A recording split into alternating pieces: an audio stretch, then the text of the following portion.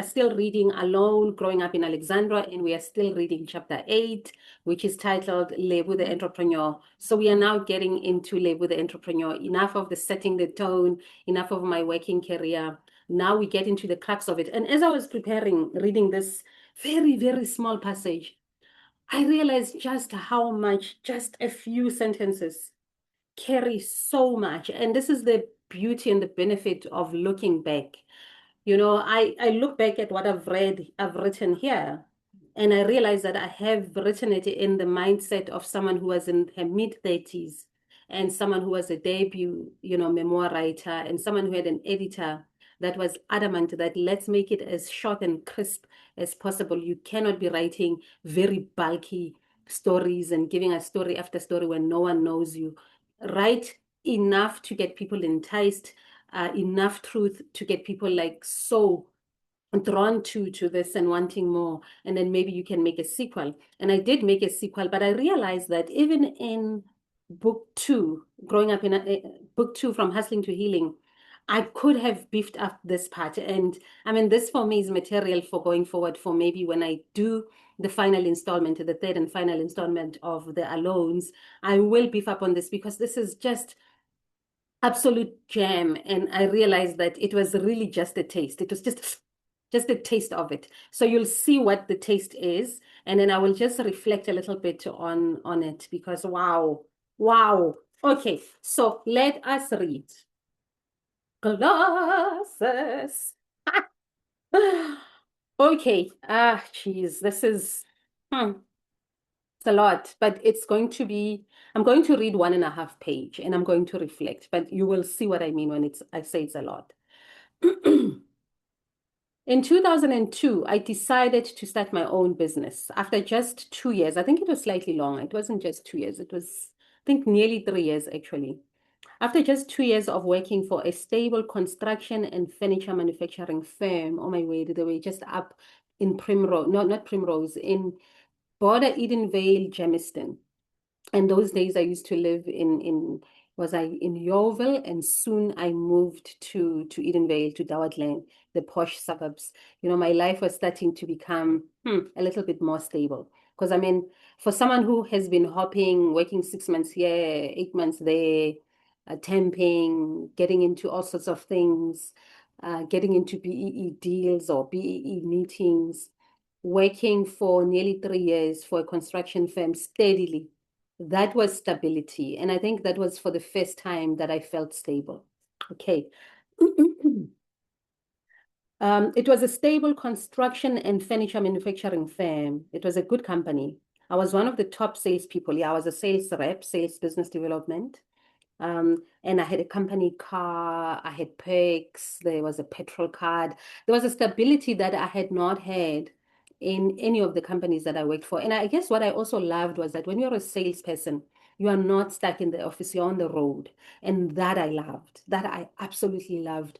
Currently I live in the Karoo, in a small town, and I'm hardly ever in a car. And every time I go to Joburg, I travel to Joburg for work, for meetings and stuff like that. I always say to either an Uber driver or my daughter or whoever would have picked me up from the airport, every turn we take, everywhere we go, I always say, there is no highway and there is no road, there is no part of Gauteng that I had not driven. And my daughter would always respond that, yeah, no, you lived in a car, you lived in a car. And that gives me the satisfaction sometimes when I'm sitting here almost immobile in a tiny little town that is 5 kilometer radius, 10 kilometer radius. I mean, if you hit the 11th kilometer, you are literally getting out of town. And I look back and I'm like, but I actually have lived, man. I made my mistakes. I blundered. I messed up, but I lived. And I think for me, it is the epitome of being youth. There is somewhere I read that if you have never made big, big blunders, big mistakes, you've never really been youth, because being youth means making a lot of mistakes. And I can already see that this video is going to be long. Maybe it will be 2 videos. Let's see. Let me continue. If only I can stop interrupting myself. Okay. It was a good company. I was one of the top salespeople. Every month I would reach and exceed my sales target, despite stealing time from them to attend those silly tenderpreneur meetings. I still delivered. So those meetings were still there. I still attended them because I hadn't completely pulled out. But the more stable I got with this company and the busier I got with this company, the more I just pulled away and walked away completely and focused solely on selling office furniture, selling office accessory. I mean, it was everything. It was office furniture, office accessories, your dustbins, your in tray, out trays, your interior, to re-kit an office. Let's say you're moving into a new office, you need new carpets, you need new painting, you need new wallpaper, you need screens to separate the open plan. Back in the days, open plan had like little cubicles. We used to call those screens. They manufactured that. They would manufacture the desks. We didn't manufacture chairs. So chairs, I would get them at a company called Seating or Chairs Aras. Was it Chairs Aras? No, no, no. I don't think it was Cesaras. God, it was sitting, it was chairs or something. And then it was OCW. It was also, there was this Porsche company that manufactured really, really beautiful chairs, ergonomically designed chairs that were meant to support your back and so on. And we used to get the chairs from there. We used to get cloth because I would work with firms that do fabric because you'd sell an office furniture to a company. Let's say they want a boardroom with chairs, and then maybe the executive also wants, leather chairs and so on. But the boardroom, they want a specific fabric. So I'd come with a little storyboard with a piece of wood, a piece of fabric, how the chairs would look, a little design. It was actually such a great time, come to think of it. Like I say, guys, I say this every week. This is just so therapeutic. And I'm telling you now, I prepared because I know what I'm going to read, but I never know where the reading will take me, where the reflection will take me. So I'm doing this live with you. It wasn't rehearsed. And I'm just thinking of how incredible it was. Driving from Pretoria to see clients and then presenting and then pitching and then quoting. I mean, that was just an exciting time. And I had such an incredible boss, Mindo, a Portuguese guy. It was a Portuguese firm. Oh, no, it wasn't a Portuguese firm. It was run by Portuguese people. Ah, man, this reminiscing. Jeez. But I hope you're enjoying it. So let me read on and leave it where I leave the company. And then the next video will be when I start Exquisite Interiors, my own office furniture business. Okay. I was not doing the world. Okay, so let me start here. Let me start here. Despite stealing time from them to attend those silly tender meetings, I still delivered. Selling had always just been a strength I have. So I felt that I was not doing the world any justice by remaining an employee and not becoming the entrepreneur that God had intended for me to be. Cringe. Who writes like this? Countless people had told me that I was better than the job, that I had potential, that I was special and smart, and I was meant for greater things. Okay, so this is what used to happen because I'm a sales rep and my clients were mainly parastatals, government departments, and just big companies.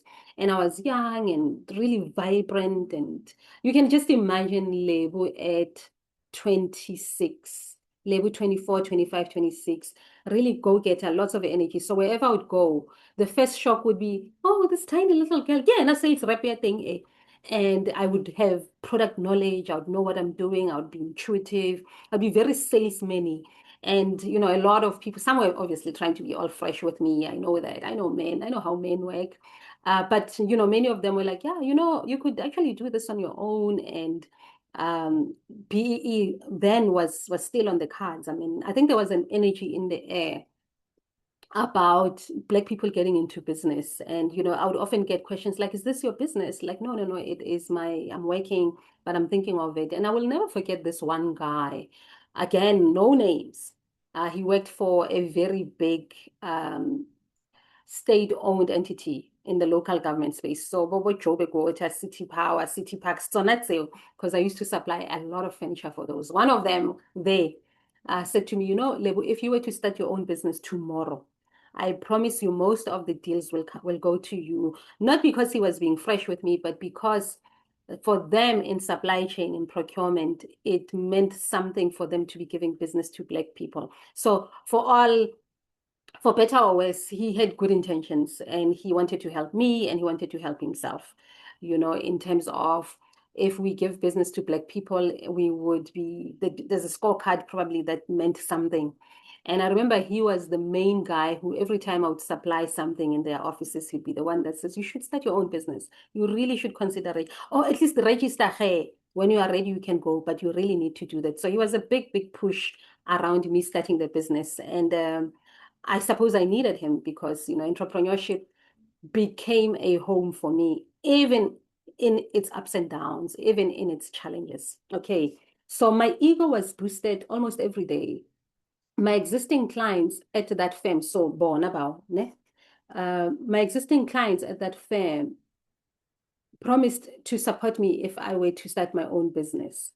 And then in November 2001, I started the business in 2002 as the year started. I'll never forget 2002.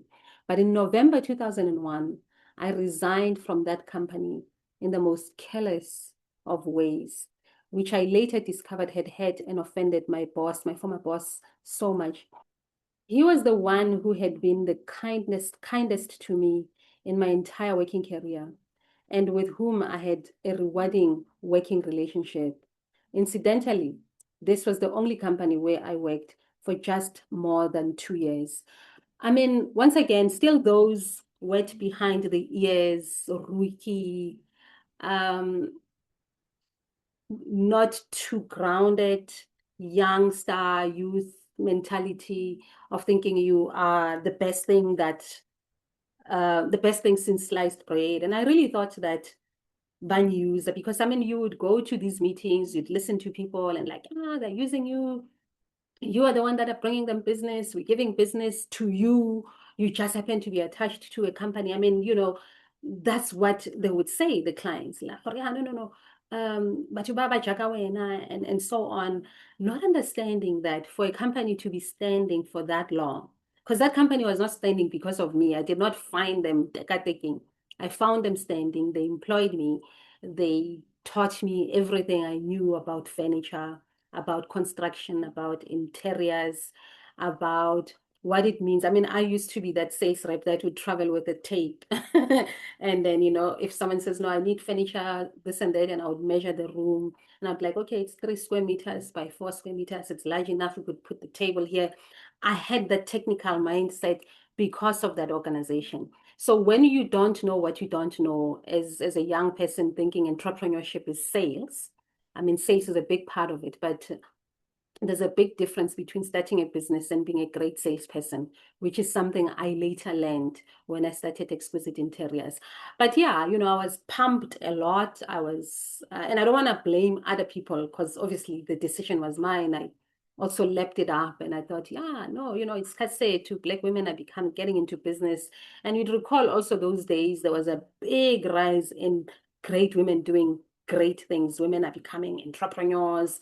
It was the rise of your Kanye Lomos, it was the rise or the maturing of your Wendy Luhabes. So business for Black women, especially in the spaces that are in circles I found myself in, it wasn't a far-fetched things. It wasn't a foreign things. Also combined with those tenderpreneurial what. So I was exposed to that world. And it was a natural thing to say, hey man, o sales rep, o tlalivile so, o le sharp so, do your own thing, start your own business, and we will support you. And they did support me. And I did do well in the first year. But that is story for another video. For now, let me leave it here and say, this is my story. I cannot wait to hear yours.